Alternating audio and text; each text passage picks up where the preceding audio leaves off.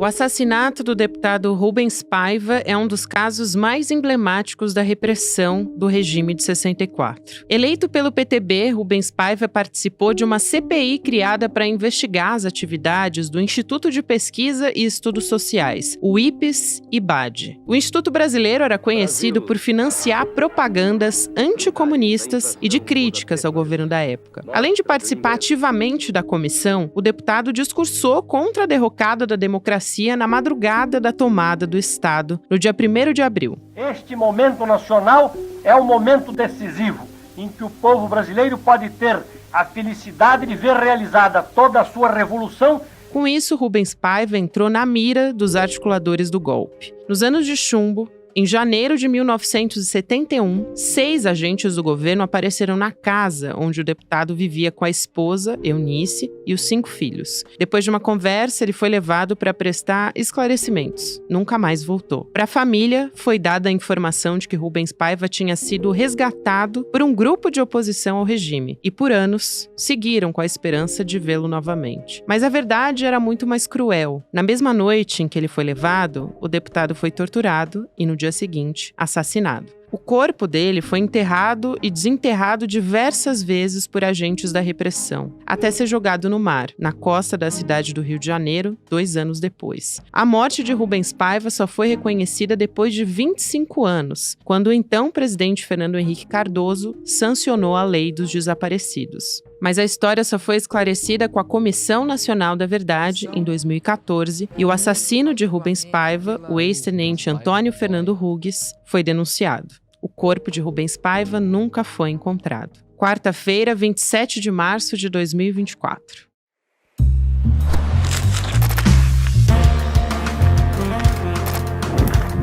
Sou a Gabriela Varela, esse é o podcast Detalhes, e aqui mais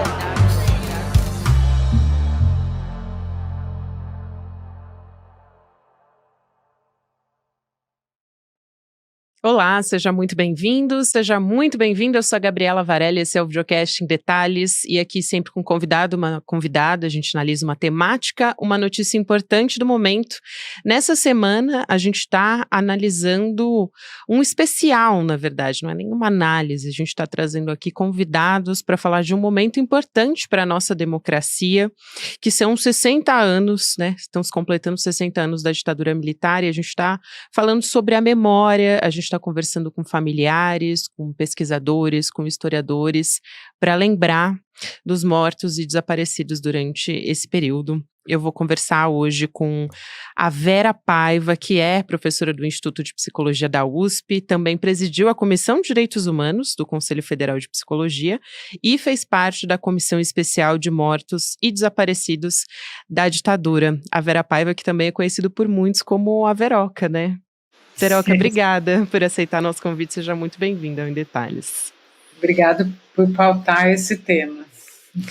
Vamos começar então, Vera, eu queria te ouvir primeiro, talvez fazer um caminho inverso aqui e ouvir quem foi o Rubens Paiva, né? Porque muitos conhecem o Rubens Paiva como engenheiro, ele foi por maior parte da vida engenheiro, né, enfim, foi ex-deputado, era deputado federal também, foi por 2 anos, mas muitos conhecem o Rubens Paiva pela atuação que ele teve como engenheiro.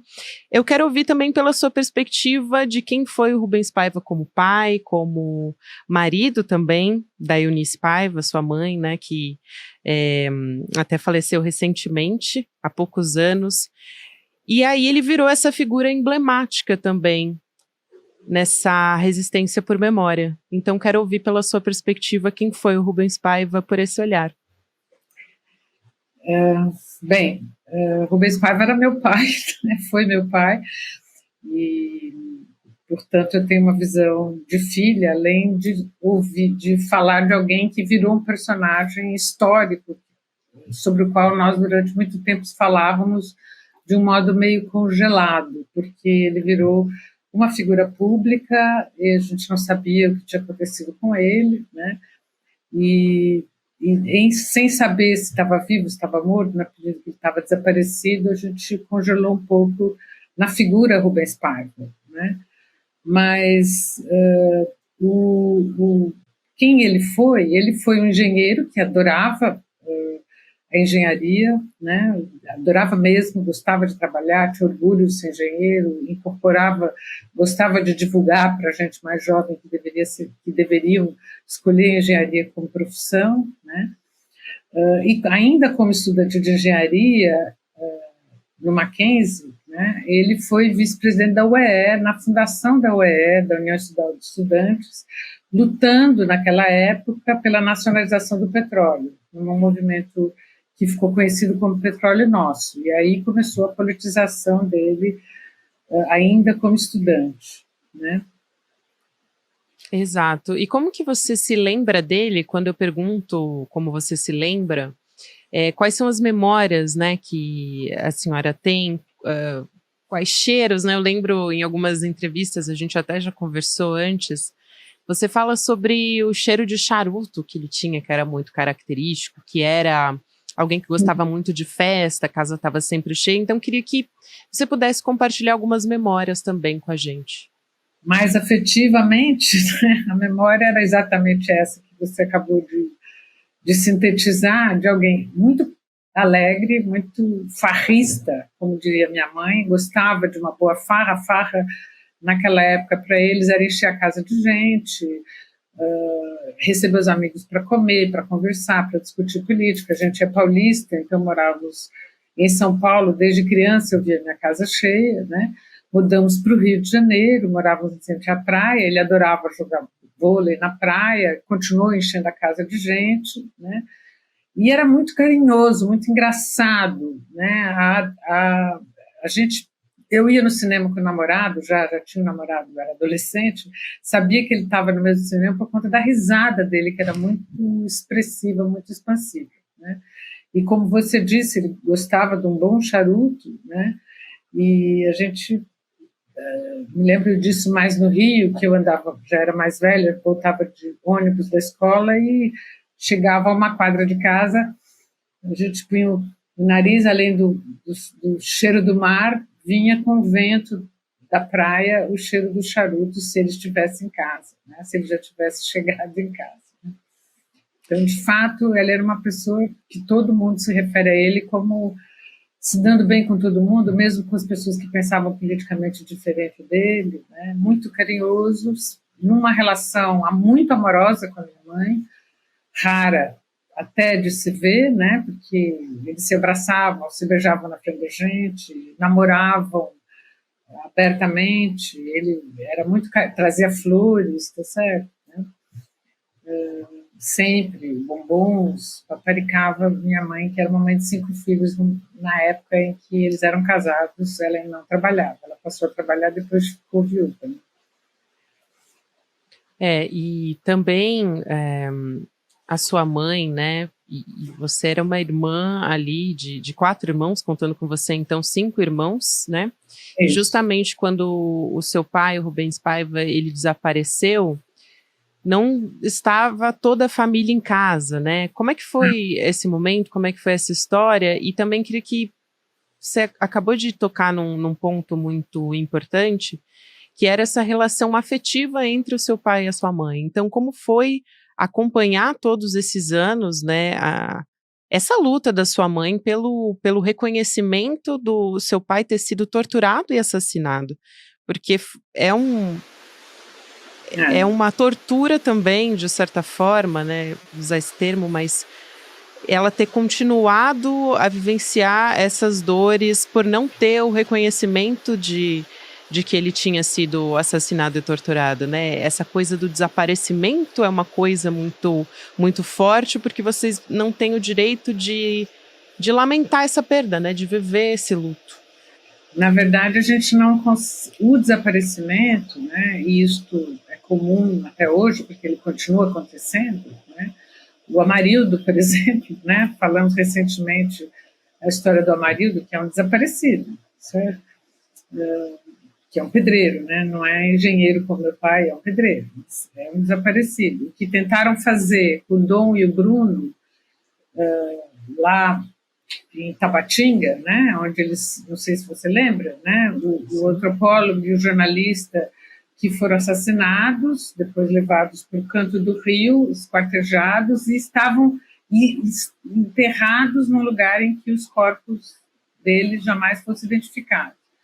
O que aconteceu dessa vez, nesse caso, é que prenderam e a pessoa que fez o serviço, digamos assim, contou o que tinha feito. Né? Até porque houve uma repercussão muito grande na imprensa, não teve muito como... E nós não estávamos no auge da ditadura, nós, em tese, estamos vivendo um momento político em que isso deveria ser inaceitável e inexistente. Né? E assim, o coronel Malhães, que foi um torturador que, segundo ele começou a contar antes de ser assassinado, um mês depois, né, tem várias reportagens de entrevista dele contando a cena da tortura do meu pai. Ele disse que o desaparecimento foi uma estratégia pensada para fazer exatamente isso que você está mencionando, para continuar torturando eternamente as famílias. Né?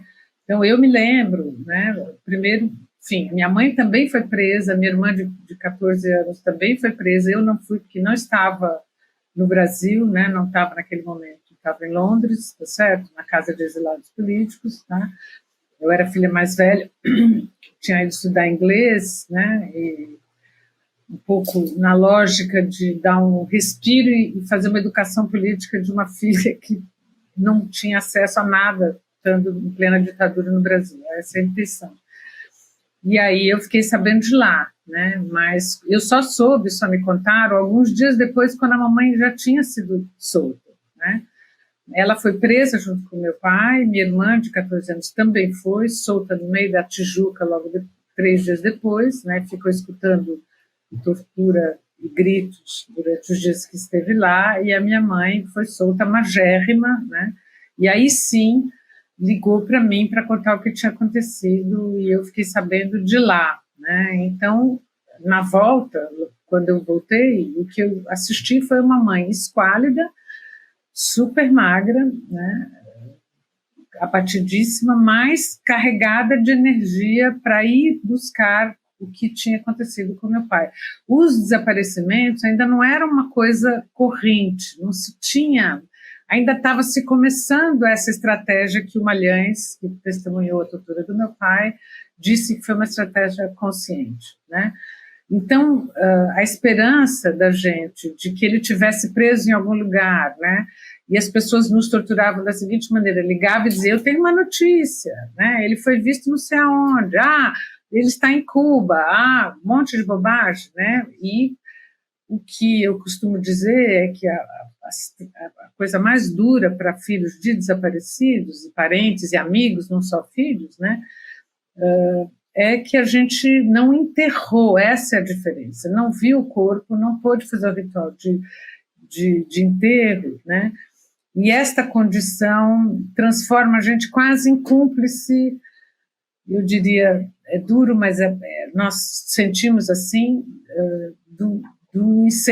viver o luto e decidir que meu pai morreu, foi 10 anos depois, no meu caso, tá, que eu aceitei, meus irmãos foram em datas diferentes, né, era quase como ser coautora da morte, né, é muito ruim, e isso eu já conversei com muitos filhos de desaparecidos, inclusive nos dias de hoje, né, e é uma experiência compartilhada pela gente, é muito difícil, né, não enterrar, né, isso é uma dupla tortura. Sem dúvida, inclusive queria dizer, né, o quanto me sensibilizo e compartilho desse sentimento com você, Vera, e obrigada por compartilhar comigo, porque eu sei que é muito difícil reviver toda essa história, né, a gente teve... Até há poucos anos, mas já faz mais de 50 anos da prisão política do seu pai, né, do Rubens Paiva. Ele desapareceu em 1971 e foi assassinado aos 41 anos de idade, né, depois de muita tortura, enfim. Eu quero saber o papel da Comissão Nacional da Verdade na vida da sua família, né, nesse reconhecimento, porque foi ali que houve um reconhecimento de que o seu pai, de fato, tinha sido assassinado. Até na época, você deu um depoimento nesse sentido, né, que era uma página nova construída na vida da sua família. E a outra coisa é sobre a reinstalação da comissão, né, de mortos e desaparecidos da ditadura. Isso. Há uma expectativa, foi uma promessa de campanha do presidente Lula, e existe essa expectativa desde o final do ano passado, em setembro, de que ela fosse reinstalada, e isso ainda não aconteceu, e não tem se falado nisso, inclusive, nesse governo. Então, queria te ouvir sobre essas duas coisas, como seria importante essa reinstalação e como no passado também foi importante ter esse reconhecimento do assassinato para sua família. Então, e por que? Primeiro vamos pensar por que foi uma promessa, né? Primeiro porque foi um dos últimos atos do governo Bolsonaro, né? Foi fingir que a investigação já tinha acabado, porque é uma lei. Então, enquanto a investigação, o relatório final não for feito, né, você não podia extinguir a comissão. A gente tem que lembrar que o Bolsonaro, como deputado, ele na porta do gabinete dele tinha um cartaz com um cachorro com osso na boca, não sei se você lembra disso, que dizia: quem procura osso é cachorro, tá? Como bom torturador, bom covarde, tá certo? Bom, sem nenhuma empatia pelo sofrimento humano, como todo torturador é, porque é muito fácil você torturar quando alguém está amarrado, tá certo? Né? Quando alguém não tem como reagir, é fácil ser corajoso quando né, a pessoa, seja mulher, homem, jovem, velho, não importa, né? Eles fizeram em todas as situações, está rendida, né, à sua disposição. E ele era horrível andar pelo Congresso, quando ele era deputado, e passar na frente disso, porque ele é um defensor da tortura, né? Ele é um defensor da eliminação dos inimigos políticos, várias vezes disse. Vera, até, desculpa te interromper, mas houve até uma investida do próprio Bolsonaro contra um busto em memória do seu pai, né? Ele conseguiu. Isso, porque isso, né? Não tem uma pinimba específica do Bolsonaro com meu pai, porque o Bolsonaro viveu um tempo em Eldorado Paulista, onde o meu avô, tá certo, tinha uma fazenda e a gente frequentava quando era criança, meu pai também frequentava, né? O Bolsonaro é mais da minha idade do que da idade do meu pai, então tem uma loucurada em cima da história do meu pai. E quando a gente foi inaugurar, e veja, foi um dos primeiros marcos de memória, que foi uma iniciativa do deputado Paulo Teixeira, né, de produzir um busto do meu pai, que é o único desaparecido político do Congresso Nacional, das duas câmaras, né, da Câmara e do Senado, né, é o único parlamentar cuja condição é de desaparecido, não foi o único preso, nem ex-preso, nem ex-torturado, mas é o único desaparecido. Entre a Câmara e o Senado tem um busto de Rubens Paiva, né.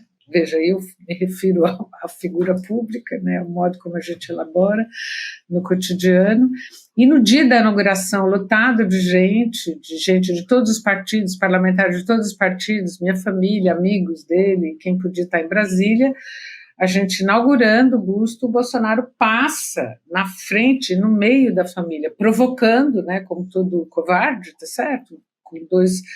Não estava sozinho, ele estava com 2 armários, 2 pessoas gigantes do lado dele, e provoca, e na provocação dá uma cuspida nesse primeiro, digamos, marco e símbolo de memória e de homenagem a Rubens Paiva. E é um lugar, esse busto, entre outros, tem um outro na frente do código onde ele foi morto, é um lugar que a gente peregrina, digamos assim. A gente, quando vai a Brasília, qualquer pessoa da família ou amigos vão lá, levam flores, faz homenagem, tira uma fotografia e manda para a gente. Quando eu vou lá como se tivesse ido num túmulo que não existe. É um lugar onde a gente pode peregrinar, chamemos assim. Muitos amigos do Rio de Janeiro fazem a mesma coisa num busto igual a esse que tem na frente do DOI-CODE, onde ele foi assassinado na Tijuca, né?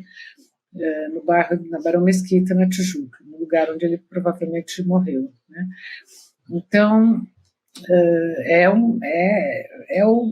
o covarde em ação, né? Vou falar claro, né? Não se faz isso, para que isso, né? Mas é a característica dele, né? Exatamente. E a respeito dessa reinstalação dessa comissão, né, dos mortos desaparecidos, Porque seria importante, eu quero te ouvir sobre a importância dessa reinstalação, até porque a gente tinha essa previsão de que ela voltaria em outubro de 2023 e está sendo uma cobrança também do próprio Ministério Público Federal, né? Já se posicionou a respeito disso. Claro, então, porque esse é um compromisso, é uma lei, e o relatório que foi aprovado, veja, eu permaneci na comissão, Bolsonaro não me demitiu, eu era membro da comissão, certo? Ele não conseguiu me demitir, nem ele, nem Diva Santana, nem o representante do Ministério Público, o doutor Ivan, tá? Porque por lei teriam que ter, são 7 pessoas, teria que ter essa representação, e nós aguentamos as maiores barbaridades, que foi o encerramento dos processos corrido para que se dissesse, temos um relatório, e já que temos relatório, se cancela a comissão, né? Por isso foi uma promessa importante, e por isso seria importante. Então, eu acho que é um equívoco, né, gigantesco, e a gente não sabia de onde vinha, agora a gente sabe, em função da fala do próprio presidente Lula, né, é um equívoco vetar, tá certo? A reconstrução, porque alguém vetou, né? O Ministério dos Direitos Humanos estava investido nisso, fez uma reunião com mais de 100 pessoas, a gente foi com os do nosso próprio bolso, fomos até lá, mas foi uma reunião organizada no Ministério dos Direitos Humanos, né? Nós fomos a Brasília, uma comissão de filhos e netos de mortos e desaparecidos, né? Fizemos uma manifestação na frente do Palácio, né, para o Lula nos ver, né? Logo depois que ele tinha ido, vamos lembrar, para a Argentina, e tinha visitado e cumprimentado as mães de maio. Exato. E assim, e ouvimos do tipo, é um movimento pequeno, sim, somos, mas as Mães de Maio passaram, quando estamos nos manifestando por conta própria, como é espalhadíssimo pelo Brasil, você tem do Oiapoque a Chuí, famílias, tá certo? Não é um movimento localizado territorialmente, né? Para a gente se juntar num país continental não é muito fácil. Então, o fato da gente ter 15 pessoas, assim como sempre as mães estão aqui, são algumas circulando pela Praça de Maio, né? É apenas a expressão de uma coisa muito mais espalhada e maior, né?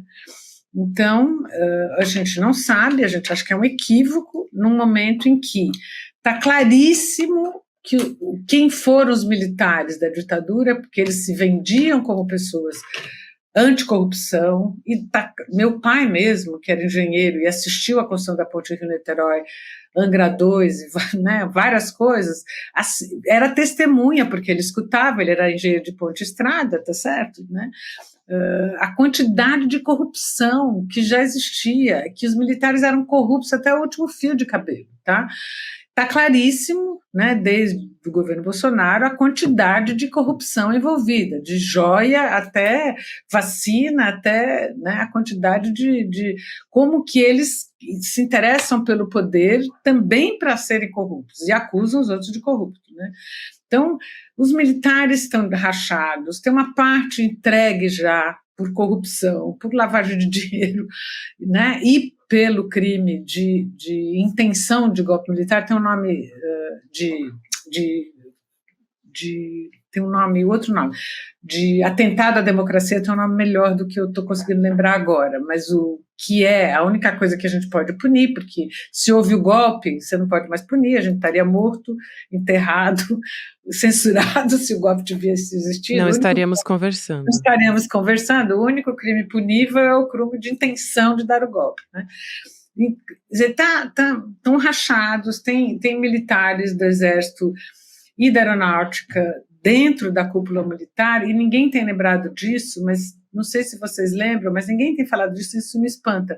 O Bolsonaro demitiu uma cúpula antes, ele demitiu os comandantes do Exército, da Aeronáutica e da Marinha tempos antes de reinstalar esta que está aí, né, dos quais o comandante do Exército e da Aeronáutica dizem que não toparam participar do golpe, né, da tentativa de dar o golpe e impedir o Lula, ou como foi o 8 de janeiro, derrubar a República e tentar reinstalar-se como governo autoritário, né? Então, é isso, né? Eu acho que a intenção, né, do Lula talvez seja de segurar a instalação da comissão, seria ele fala abertamente, para que melindrar, não é o caso, temos que ganhar os militares, mas está errado, tá certo? Se a gente não faz o vínculo do golpe de hoje, o mais importante é o golpe de 8 de janeiro, se a gente não faz esse vínculo, ele é antieducativo, ele não ajuda a educar as novas gerações, ele não ajuda a fazer a educação dos militares na caserna, tá certo? Que até hoje não tem uma visão diferente do que foi o golpe de 64, né? Chamam ainda de revolução na educação. Se você andar por Brasília, eu já tive essa experiência, e eles marchando e cantando música de pegar guerrilha ainda, tá certo? Isso não agora, uns 10 anos atrás eu assisti, fiquei ouvindo, parei e gravei. Falei, como que eles estão cantando isso? Tá certo? E vão fazer eventos, né, em paralelo a isso, nesses 60 anos do golpe, eles vão fazer eventos entre eles, comemorativos, enfim. Isso. Então, eu acho que é um equívoco político, tá certo? Eu acho que o Lula, ele não é uma pessoa covarde, não dá para, né? Não acho que é esse o problema, não acho que é medo, eu acho que é uma má análise de conjuntura, de interpretar essa conjuntura de um jeito que todos nós que lutamos contra a ditadura, que defendemos a democracia ardorosamente, todo dia, porque depende da gente estar na rua defendendo a democracia e construindo a democracia, ela não se sustenta sem isso, né? Fazendo a educação democrática das novas gerações. É um equívoco, né? A gente não dar nome aos bois, tá certo? Não chamar, não poder né, descomemorar a ditadura civil-militar que provocou tanto sofrimento, né? Eu acho fundamental essa sua fala, porque eu ia justamente perguntar sobre essa decisão do presidente Lula em cancelar os atos oficiais, né, do governo federal em memória dos 60 anos do golpe, e o que estava sendo planejado também, a imprensa já teve acesso a isso, era um pedido de desculpas oficial. E em paralelo a isso também a desistência de criar um museu, né, da resistência que aconteceu agora. Então, tudo isso foi bastante, em certa medida, decepcionante para todas essas famílias que esperam por essa reinstalação. Então, acho que a gente conversou nesse sentido, mas eu quero ouvir muito sobre a resistência dos movimentos sociais, né? Porque vocês, né, vão continuar acontecendo, indo às ruas, descomemorando o golpe, como você disse. Vai ter a Caminhada do Silêncio no dia 31 de março. Como é que vai ser isso? E, em paralelo a isso, eu quero te perguntar também, porque existe uma parte da esquerda que avalia que esse não seria o momento de ir para as ruas, e aí eu discordo, tá? Vou colocar o meu posicionamento aqui.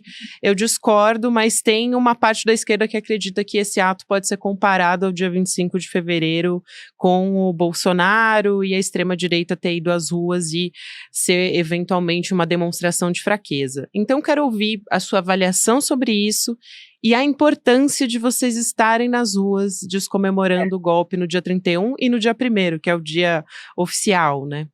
Então, eu acho que, primeiro, são muito diferentes o ato que o Bolsonaro fez de apoio a ele. Se o Lula fizesse um ato de apoio a ele, né, seria outra coisa. É uma outra coisa, é um movimento social específico que tem gente espalhada pelo Brasil inteiro, e aí a Comissão da Memória e da Verdade, como não a de mortes desaparecidas, mas como você falou, teve a importância gigantesca de envolver sindicatos, universidades, tudo, né?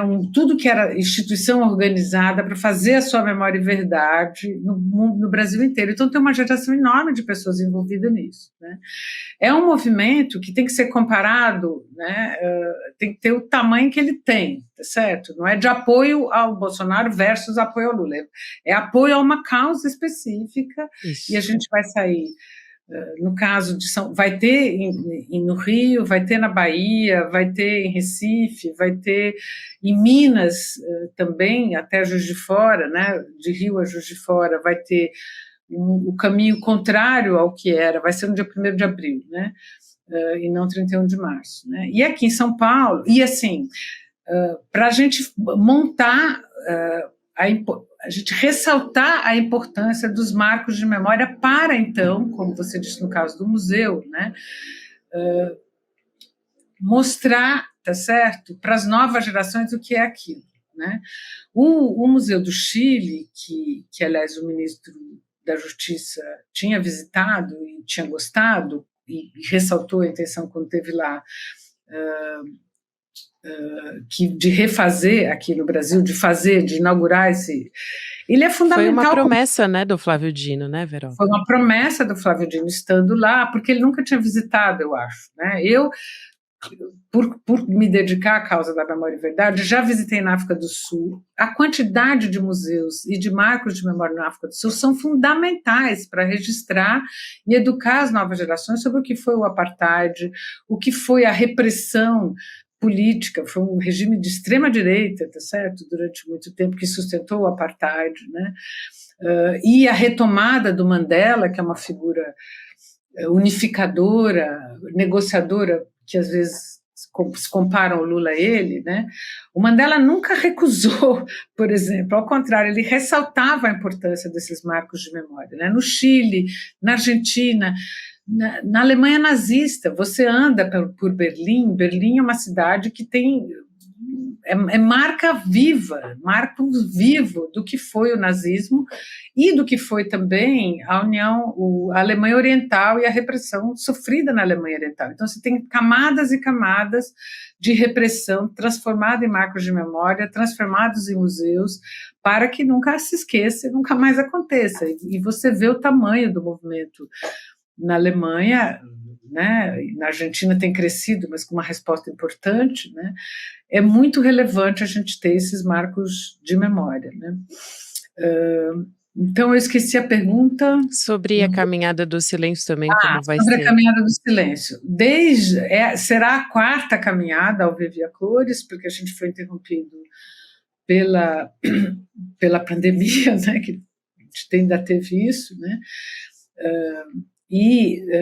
Que vai sair de um marco importante de memória, já está tombado, mas ainda não transformado num museu ou em algo mais importante, que é o antigo DOI-CORD, na Rua Tutóia, onde cerca de 51 pessoas, creio, foram assassinadas. Ali, naquela delegacia, ainda existe a delegacia, né? No fundo dessa delegacia era um centro de tortura, né? Na Rua Tutóia, que é entre a Estação Brigadeiro e a Estação Paraíso, é de fácil acesso. Né? No dia 31, a gente tem feito sempre no domingo mais próximo do dia 31 ou 1º de abril, este ano caiu domingo, no dia 31, 60 anos do golpe. A gente vai se encontrar, como está dito neste card, a partir das 16 horas, lá, né? Este movimento, né, de memória e verdade. Muita gente que lutou contra a ditadura vai estar presente, muita gente mais velha, né, a gente que não consegue ir, está nos ajudando monetariamente, porque isso é por nossa conta, colaborando para comprar rosas, ou fazer faixas, né, não consegue ir. Nós vamos sair, né, saindo junto, carregando rosas e velas da Rua Tutóia, desse lugar onde muita gente morreu. Mais de 7 mil pessoas foram presas e foram torturadas ali, 50 e tantas pessoas morreram, né? E vamos sair da Tutóia, passar pelo 2º Exército, onde outras pessoas, logo 500 metros ali, também foram torturadas e morreram, né? O Herzog é um deles, que morreu no 2º Exército, e caminhar, como a gente tem feito todos os anos, até o monumento em homenagem aos mortos e desaparecidos políticos, depositar as rosas, né? E as velas, né? E fazer um som a capela, né? E é uma caminhada deste movimento de memória, verdade, justiça e reparação, né, para que não se esqueça e nunca mais aconteça nenhum golpe civil-militar como foi tentado no ano passado. Né. Então, a gente convida a todos, né, a concentração vai ser, repetindo, na Rua Tutóia, onde era a delegacia, a gente mostrou o card, né?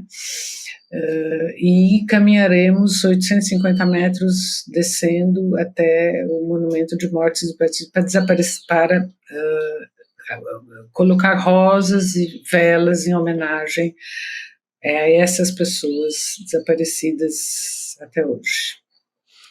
É isso, então, para quem vai estar em São Paulo, né, porque vai terminar ali nesse lugar simbólico, né, e começar nesse lugar muito simbólico também. A Vera Paiva é professora do Instituto de Psicologia da USP, como eu disse, ela também presidiu a Comissão de Direitos Humanos do Conselho Federal de Psicologia e fez parte da Comissão Especial de Mortos e Desaparecidos da Ditadura. A Vera Paiva, que é a Veroca, né? Veroca, obrigada por aceitar nosso convite, é um prazer te ouvir, conversar com você, obrigada pela sua sensibilidade, pelo seu tempo e por reviver essas memórias todas. Obrigada a vocês por pautar esse tema. Um beijo e até uma próxima. Um abraço. Meu carinho para você. Pra você. O Videocast em Detalhes fica por aqui. No próximo episódio vai ao ar às 10h30 da manhã, para você que me acompanha pelo YouTube, você já sabe. E nesse final eu quero te lembrar que a gente está numa campanha muito especial aqui no ICL, é justamente por isso que a gente está fazendo esses episódios especiais pela democracia.